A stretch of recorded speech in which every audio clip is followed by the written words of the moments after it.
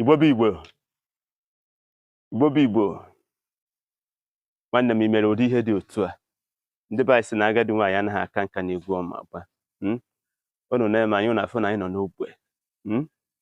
anyị nọ n'ogbe efugo n'ihe mgbe na-anya ka efu ihe anyị na-eme kedu ihe ọ dị ka ya na-eme anyị fee n'elu anyị fetue n'ala anyị eme ihe anyị ji wee dị mmadụ ọ ga-emenwu ihe a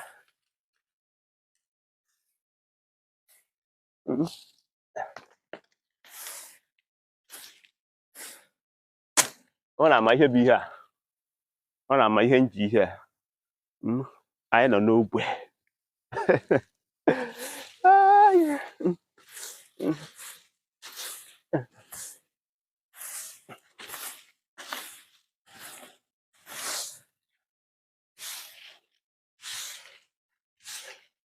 itoolu n'ogbe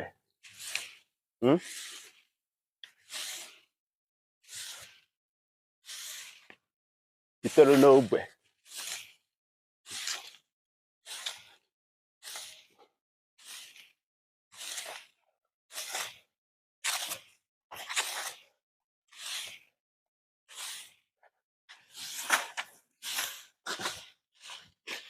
ị na-afụ ya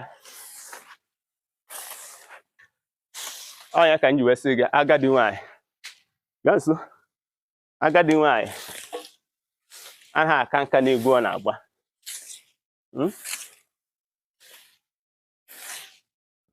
nke anyị maka anyị na-eme anaghị eme big boy na obi be nna gị ifego nne nufe n'ala ya natakwa ha ana ime gịnị itutunye akpata na gịnị zaa mbara ịghọtago ịghọtago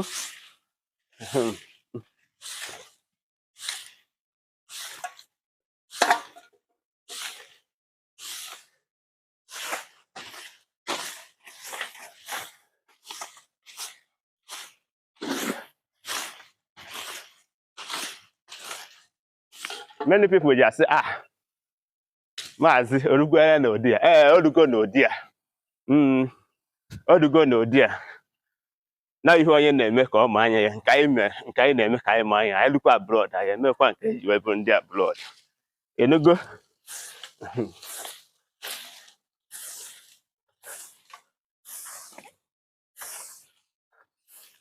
ọnụ mana uruwe ha na majority peoples ụmụ azị ndomi ji election ma ndị ọgwụgwụ oge onweghị onye ma ihe a na-akpọ ịza mbara onye ọbụla abụrụgo big boy and big girl onye gwa na-aza mbara omebere big boy big girl mana ifugoro Maazi, that's why we lead by example, okay? So ụmụnne m